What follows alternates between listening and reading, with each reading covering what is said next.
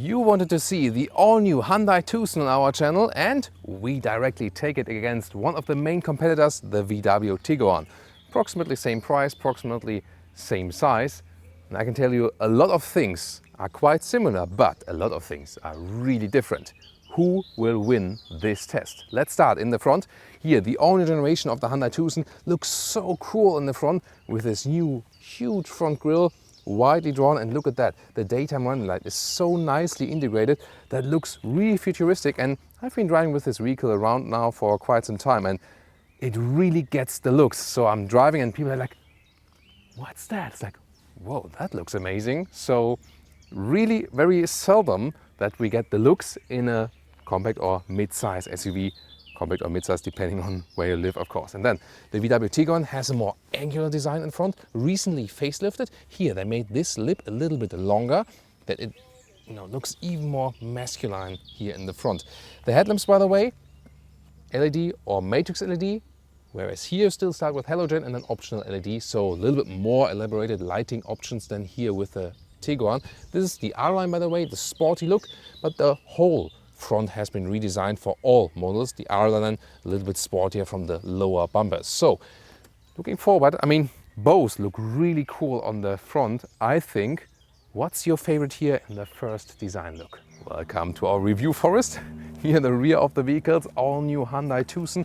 Look at that, this claw design for the tail lamps, and the light strip goes all the way across the vehicle from left to right. That looks really stylish. Turning indicators and hazard lights, however, placed in the lower area. That's a little bit strange. And no fake exhaust tips whatsoever. A crossover look then here in the lower part. So I think this is really well done. Whereas here with the VW Tiguan in the R line, Autogefuel fake exhaust police alert. Yeah, I don't think that's really necessary. But the other, design highlights here are actually quite nicely done. Since the facelift, there's a modern signature also for the rear, and again a little bit more angular this whole design, but I think once again design wise you can easily go for both. The length of the new Tucson, 4.50 meters or 177 inches. It's the same predecessor, and I mean, look at that, really spectacular lines right here. So wow, the tools they use in the plant, they must be really complicated. So wow, and then kind of coupe design in this area. Wheels 17 to 19 inch. And now the very interesting thing is with the Tiguan, I would say it looks a little bit more conservative if you compare it to the Tucson. Look at that in the side profile, not that spectacular. It has the same length in this version here we get in Europe. However, we can also get the Tiguan Allspace, and that one has the same length than the normal US Tiguan, which is then 20 centimeters or 8 inches longer than the Tucson, has more space in the rear. However, today the short wheelbase version, and both are actually facelifted. Wheels, option even 20 inch here, and we have them here today in black style. This of course looks then more massive. Once again in the R line, here also with these sporty accentuations, and also more chrome used in the side bumper. Well, pricing wise, this is really interesting. Think about US prices, $25,000 are the entry prices each actually. And then it depends on, in Europe, you still can get something below 30,000 euros or below 30,000 pounds when you go with the entry-level version of the Tiguan in the short wheelbase style. However, the Tiguan Allspace is more expensive. Yeah, and why is that? Well, the Allspace, the US version, is built in Mexico, and then it's more expensive to sell in Germany. And the short wheelbase version here is built in Germany. That's also then cheaper for Europe. So basically European customers are better off than here with the short wheelbase version. And in the clash of the turning indicators, here cascading style in the matrix LED option for the Tiguan, whereas the Tucson is a little bit less spectacular in the front. And that also accounts here for the rear. I mean, this cascading style, some like it, some don't like it. What about you? I think it's, really attractive, and why not? Now the interior with a short look head-to-head here, the new Tucson interior, and directly over to the Tiguan interior. What's your first impression? Tell me in the comments. And of course our favorite and famous door closing sound test. Quite good already for the Tucson. Yeah, and even more sophisticated for the Tiguan. So these little details, that's where they still lead. But Hyundai is definitely catching up. With what else? Let's find out. Key fob comparison, Hyundai Tucson, Tiguan, and I think in this case, which one would you go for? I think I would pick the Hyundai here. Interior of the Tucson, here soft touch at the top part, and also here a soft leatherette cover here for your arm, for your elbow. Then the modern steering wheel design with this open spoke design really reminds us of Audi, right? You know, in the Audi A6 and A8, for example, we have the same steering wheel design. Fabric seats in black or also in grey are available, and they are also the way to go for to be more breathable in summer times. Definitely a step forward as for the interior, but there's a catch to come. But first to some lovely details here. The turning indicator, the stalk column, wow, this is really cool. What a nice detail. See this, let's say, crystalline structure knurling around. This is just a small detail, but gives so much more premium feeling. And you also see this kind of hoop design goes around the inside of the vehicle. This gives you some, let's say, boat or yacht atmosphere, you know, in a sense. Getting inside in the Tucson, you already have a good upright SUV seating position, so it's actually a good compromise of size. And when we say 6 or 6.1, plenty of headroom left, no problem at all. And you have a very decent and comfortable seating position. And the steering wheel here, manual control in and out, up and down. So overall then seating wise, well done. I like the steering wheel buttons though here. So lane keeping assist here as well, and that is working very well on the motorway, by the way. Also in the Tucson you can still get analog instruments, 4.2 inch in a small screen on the inside, but these here are the optional 10.25 inch digital instruments, and according to the driving modes, they change the character right here. That's of course a very fancy feature, nicely done. And here in the middle part you have this whole black panel, optional. So you start with the 8-inch screen, this is the optional 10.25 inch screen, and then you always have, you know, this here, this area, and yeah, touch only control, capacitive buttons. No. Sorry, I don't like them. Real buttons would have been better. Once again, I don't get this trend in the industry. And here then some details to the screen, like this. It's touch, like this, and then you have this kind of main menu. You have a hotkey to access the map. But this one is also not, let's say, that much up to date. You see, it's not that fast. So I think they could have gone through a little bit more effort for that. The Apple CarPlay integration looks like this, and the sound system inbuilt here is actually quite decent, I have to say. And, you know, really likable. And here we go. We go for the CarPlay menu. Lower middle console then with 2 USB-A chargers, then manual gearbox for the day, but there's also dual clutch available. Heated steering wheel. Here you change the driving modes. A little bit complicated to do that while driving. Then you have here some adaptive cup holders like this. Rear door for the Tucson. Hardback, no soft touch, but at least here the nice fabric inserts.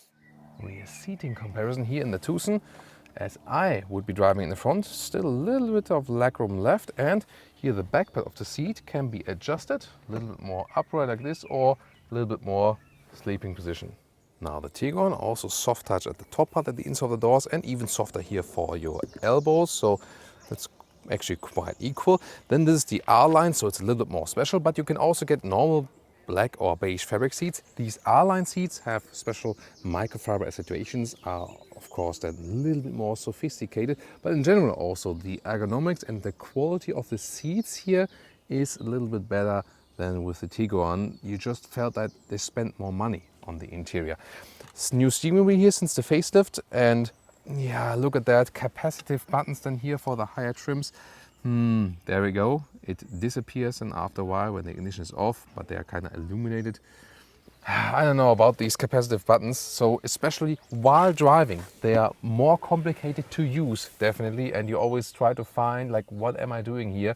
So that's definitely a step backwards with the facelift here of the Tiguan. Seating position here, however, really cool.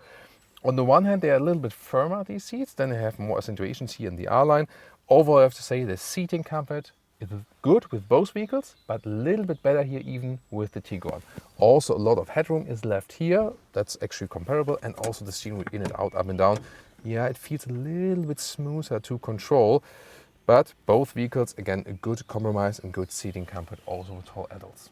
In the interior overview, you would start with analog instruments, then optional digital instruments and 10-inch. And once again, the steering wheel here in the R line has a sportier grip. And then on the right side, you would start with a small 6.5 inch, then optional 8 inch, or comes with the elegance trim level already. So most will come with the 8 inch, and that one also has still manual knobs for zooming and also for the volume. Here, the 9.2 inch, the top one, has these capacitive volume buttons, but yeah, not too good. I would stick with the 8 inch one. CarPlay at the moment with wireless control. And then here with the facelift, new capacitive volume control, temperature control, sorry. Yeah, all going past capacitive now. I don't like that. But the base, the very base version I heard or saw in the configurator still has the knobs. So that would also be maybe a reason to stick with lower or entry trim level models. Lower part then, inductive charging pad and 2 USB-C chargers. Then the DSG shifting lever has also been revised here with the facelift. And we have cup holders which can be folded out. So I do it parallel. Look at that. Bang. Okay, here we go. And then there's the middle armrest, slide a little bit forward or fold it up for some more space. And if you don't go for the panoramic roof, you can have these additional storage spaces here up in the ceiling. That looks... What does it remind me of? The infotainment system recently received an upgrade. That was the CarPlay integration. There you can go back once again, and the the quality of the sound system, because here's the Harman Kardon sound system, is really excellent. So if you're a music lover, this Harman Kardon sound system is really awesome, I have to say. Then the normal main menu. So since the software upgrade, this is now faster. Before it was absolute catastrophe. And then here the map, you can see here, yeah, it's not too fast either here. So it's better now with the update, but still not the best infotainment system. I think they have made their infotainment systems just more complicated now at VW. Yeah, and this slaps giving gesture, I don't know. Sometimes it works, sometimes it doesn't. Yeah, but actually useless gesture, I think. And the digital instruments, you can put the map all over the screen or have this view or more classic one, and then you can also change the interior parts of that. And here we go with the head-up display. At least we have one in a Tucson. You don't have one at all, but that is not a proper one. But here projected onto this small layer, that's a little bit weird, of course. Hardpack also inside of the doors for the Tiguan, so that's in both cases. And then here we have a little bit more leg room. I feel you sit a little bit more upright than in the rear as well. This is the short wheelbase version. When you have the long wheelbase version, you will have even more legroom. So in the US comparison directly, the Tiguan definitely has way more legroom than in any case. And here also the angle of the back part can be adjusted a little bit more upright or a little bit more backward. And the funny thing here is, here, the bench can be slid forward or backward. And that way, even in the short wheelbase version already, you can make the trunk a little bit larger or you can have more legroom. So in this case, here a little bit more flexible with the Tiguan, and you also have the same cool design. And here for the seat, the single seat setup. Both vehicles, by the way, with Isofix on the outside. Interesting, by the way, that here at the Tucson, the Hyundai logo is hidden behind this glass panel, so you can't touch this. Can't touch this. When you might think the Tucson does not have a rear wiper, it does. It's hidden here underneath the rear wing. And now the fight of the trunks. Here the cover is very nicely done with rails left and right, and also to fold the seats, it's a really cool solution. So easy, and they directly fold flat. Okay, that didn't work, but you can use your luggage then to fold them flatter. That's live on Autogefuel. Here the normal trunk length is 33 inches for the Tucson or 84 centimeters, and the width here, let's take a look at that. Yeah, a good meter or a good 40 inches, and that's the same almost with the Tiguan short wheelbase version. Overall, really versatile and very well to use. The Tiguan here in the short wheelbase version, again, the length pretty similar, little bit more, 34 inches or 86 centimeters.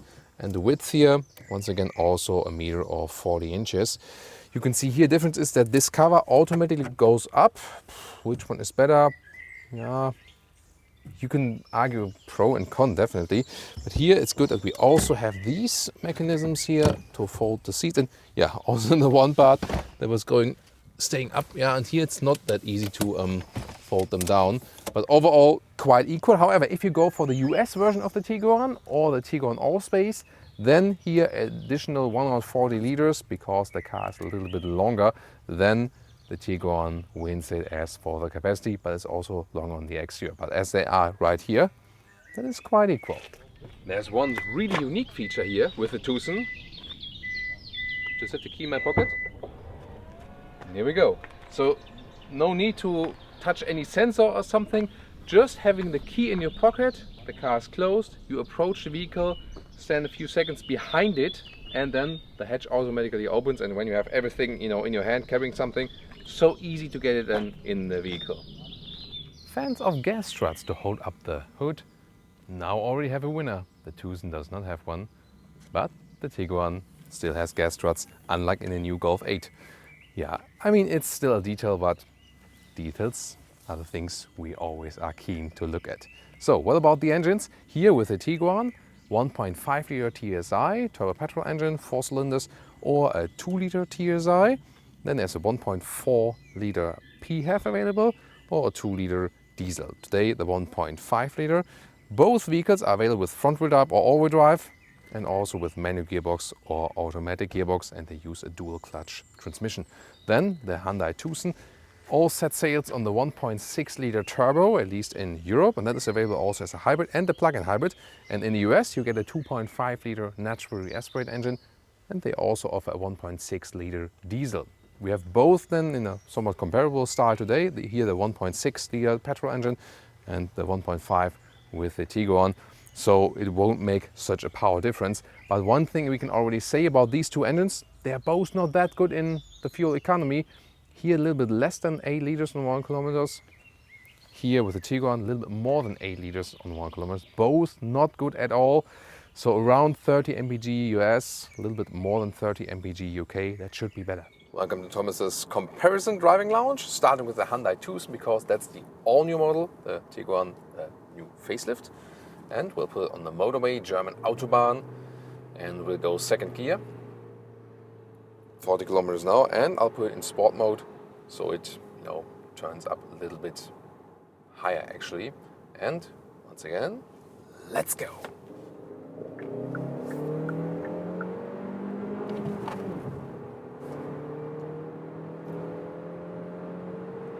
Yeah, racing style. Yeah.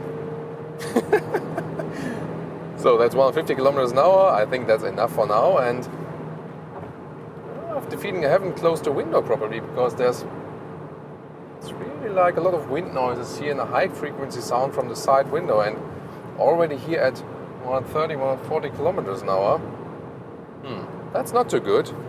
So not the best ratings for high speed wind noises. As for the stability here, we have the standard suspension mounted. Kids waving. It's not that safe to wave, of course, but when kids are waving, why not wave back? They feel happy then. So then, here, lane change, higher speeds. Of course, it's an SUV, but it doesn't shake up too much. So overall, it's quite okay suspension-wise, but steering-wise, it feels really loose. There's hardly any feeling. In the sports mode here, I have a little bit more. Here, see, heard that now? I'm not sure if you picked that up on camera, but below 120 kilometers an hour, so below 75 miles per hour, then this, not sure if it's turbulence by the side mirror because it's so large. I don't know, but then it disappears. So for normal US highway speeds, 60, 70, 80 miles per hour, that should be quite okay, but you've seen it.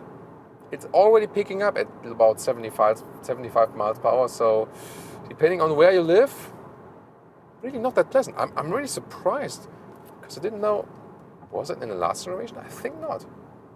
That's really weird, I have to say. So back to the steering.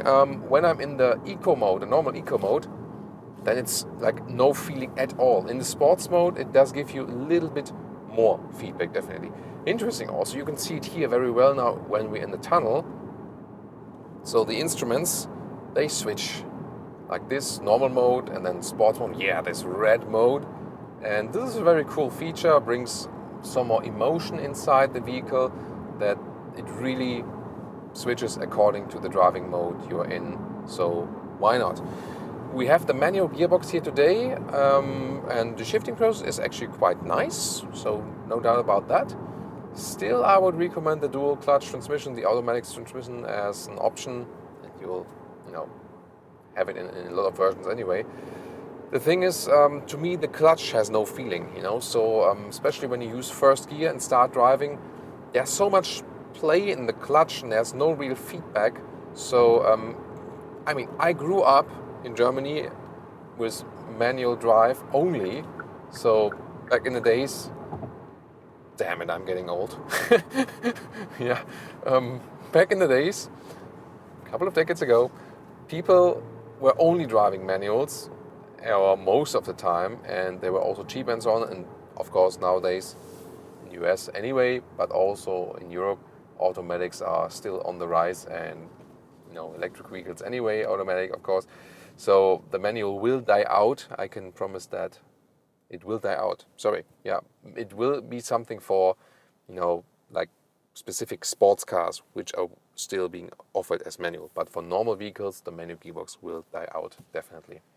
Yeah, and as I said, to play with the clutch is not that easy here. And I have to say that, once again, being a native manual user, is there something like that? But anyway, rest of that, so criticize some things now, but the good thing about this vehicle is it doesn't feel too big, but it already gives you this grown-up SUV seating position and also driving position. Here in our first gear, you have to give it a lot of gas that it doesn't die actually, but then in second gear and so on, it's okay. The turbo engine here, we have it here in the higher horsepower spec of the 1.6 liter turbo, front wheel drive only, is okay power-wise. You've seen it also acceleration-wise on the motorway, so you'll also be fine with the entry-level engine, so you can also keep the price down. In the US, our friends in the US, we get the 2.5 liter naturally aspirated engine. That's also a good choice. You can also go for that. You do not have to go necessarily for the hybrid or the plug-in hybrid. This one here with the mild hybrid system, but does it change so much for the fuel economy? No, it doesn't. Maybe a little bit, but I felt that in the 1.5 TSI of the Tiguan, it does a little bit more. However, it doesn't do so much. That's what I meant here. So I'm really a skilled manual driver, but sometimes even here I fail then with the first gear, and that doesn't happen usually. That was a little bit too much gas then here. Maybe I'm still in that racing mode.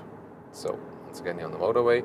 And the good thing about this vehicle here, gives you a relaxed, calm seating position, and also the whole driving characteristics is rather set on comfort. You will be fine with the normal suspension. If you want more comfort, or if you want more variety between comfort and sportiness, you can now go for the ECS.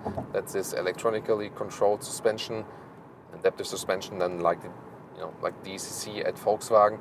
So you can go for that, but you do not have to. This vehicle here, to me, is still one of the very good price performance picks when you want to keep the price low and then don't go for higher versions. Keep it with the fabric seats here, because they also offer good climate comfort. So when it's hot in summer, it's not that hot on these seats here. So that's definitely the cool thing. And what I also realized now when driving here and there, people really like the looks of this vehicle. So a lot of people have been like, what's that? Haven't seen that one ever. So the exterior definitely is going very well with people. That's interesting. So let's pick a little bit more speed now. And you see, even when we are at speed already, and if I just keep it in the eco mode, we can still accelerate quite nicely. Then again, the wind noises here pick up. And no, it's not from the camera. The camera's on the inside. We have someone on the inside. So now, higher speeds here in the corner. Again, suspension-wise, gives me a good feeling, but here, steering-wise, hardly any feeling, and so I don't have a good connection car, driver, and road. And let's now listen again. When is this wind noise cancelling? Let's see.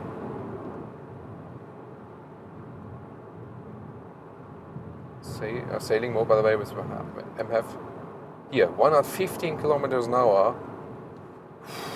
So about around 70 miles an hour. I still hear it a little bit. And absolutely gone. Whoa. Yeah, around 1 kilometers or 60 miles an hour. That's definitely not up to the game and not promising, what it holds on the exterior.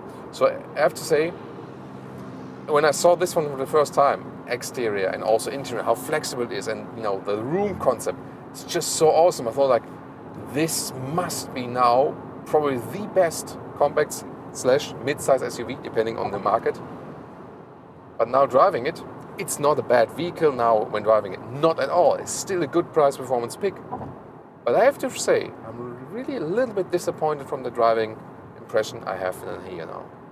Here we're at a little bit lower speeds, countryside road and so on. This is where the car more feels at home, like, an easy cruise vehicle. And also, as the name says, a little bit, well, you're just driving to Tucson. Yeah, also a beautiful area there. Love to be back there at one point. And these connecting highways, then this is also where this vehicle is meant to drive. And once again, not too big on the exterior, but already quite spacious on the interior and super relaxed now on these roads. And also the wind noises don't play such an effect. And very comfortable once again in the fabric seats here. So this is actually very decent then.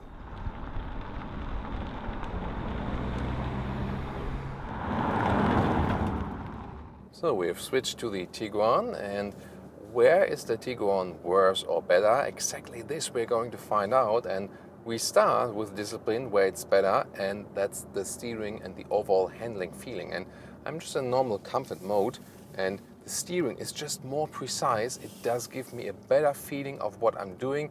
It's soft in normal comfort mode, but you still have a good control over the car and you know what you're doing. So definitely that's also just more fun, even if you're not driving that sporty. And you can also have the driving mode, put to sport. This one here is equipped with the DCC, the adaptive suspension. That's of course a little bit unfair in this case, but even without the DCC, the car gives a better handling feeling. With the DCC, when you put the sport mode then in the adaptive suspension here, then also the suspension is a little bit stiffer and gives you more feedback. Of course, that reduces the comfort a little bit when you're driving the motorway. Overall, however, I think suspension-wise, it's a little bit better, but especially with the DCC. At a later stage, of course, it would be very interesting to compare the new ECS adaptive suspension by Hyundai against that one. We have the DSG dual clutch transmission here, so we only could get it with that one. Not even sure if they offer manuals as a press vehicle. That's of course a little bit more comfortable here, but you can also get it for the Hyundai Tucson. As for the engine, comparable power, this one here 150 horsepower, so a little bit less horsepower. Then there would have been the 2-liter TSI with a little bit more horsepower. So yeah, that was a tricky question then, which one we should go for. So we decided to go for this one, which is more equal in the in the displacement figure. Here in the tunnel, you can see how it looks like in the dark. You can also very well see the digital instruments, and especially this slalom discipline, the car just keeps it more subtle. And even here with the 20-inch wheels, it's still somewhat comfortable. That also speaks for the vehicle. 20-inch here mounted on this one here today. 19-inch it was with the Hyundai. We are put in sports mode, and also the gears are turning up higher on here in the automatic gearbox. And we'll start a little bit faster since there's a vehicle behind us. So from 60 kilometers an hour, let's go.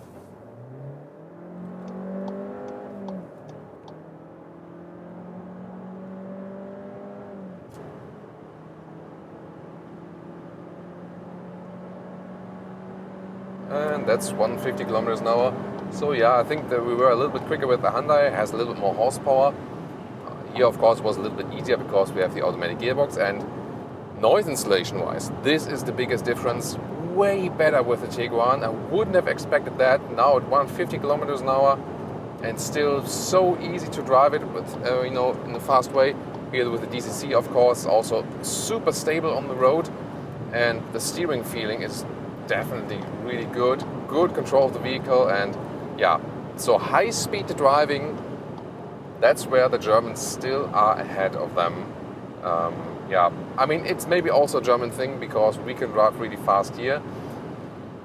Yeah, not sure how important it is to you, but it always speaks for the vehicle definitely when it's good performing at higher speeds. And what I really wonder is, here the Tiguan in this generation, yes, there has been the facelift, but the base generation here is now already a couple of years old. It was like 2014, 2015 or something like that. And it still feels really recent, you know.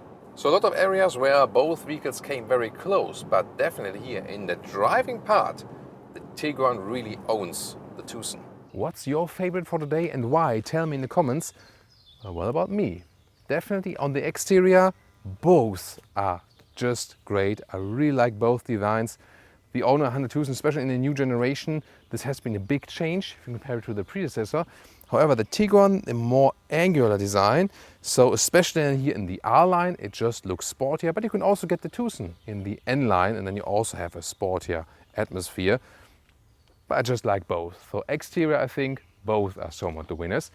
Interior-wise, I would still go with the Tiguan. The build quality is just better. You have a premium atmosphere in the Tiguan, whereas in the Tucson, it's more or less, you know, average, I would say. And the offering of space, both good actually, and they are very versatile. When you have the US version of the Tiguan or the Tiguan Allspace, you have even more space, but that one is of course also longer than this Tucson right here. And driving wise, so before I was expecting it will be a very, very close call, and in a lot of aspects it is actually. But the driving part today decided the race for the Tiguan. It is more agile to drive, gives you a more premium feeling. Also, the steering is just more precise. It has more driving fun, whereas the Tucson drives really decently. No doubt about that, but it's not as much fun to drive the Tucson than it is to drive the Tiguan. And that, to me, would be the crucial factor. However, pricing-wise, I mean, they start somewhat similar, but at the end of the day, when you check the options list, the Tucson might be cheaper, at least list price-wise. And then it really depends on what price do you get at the dealers. And for example, in a lot of European markets, the case is that there are better leasing rates for the Tiguan than for the Tucson. And then pricing-wise, the race could be for the Tiguan again. So overall, I have to say, exterior quite equal. Interior, the Tiguan is better. Driving-wise, the Tiguan is actually way better. Pricing-wise, it really depends on the market and on the concise deal. So the overall winner to me is the Tiguan for today. I'm really surprised. I thought the Tucson would have been better as I saw it exterior and interior-wise, but clearly the driving part is where the Tucson lost the race here today. However, still, both vehicles are very good pick as for a price-performance ratio in this compact to mid-size SUV segment. So these are also two vehicles, both I would, actually recommend when you ask me which SUV would I go for. They are not too big, but not too small. Actually have a good and right size. Really looking forward to your comments. Which one do you think is better? And now also tune in to more SUV reviews here from Autogefuel. We have a lot of different other competitors. And of course, our comparison review section. This one is always worth to look at.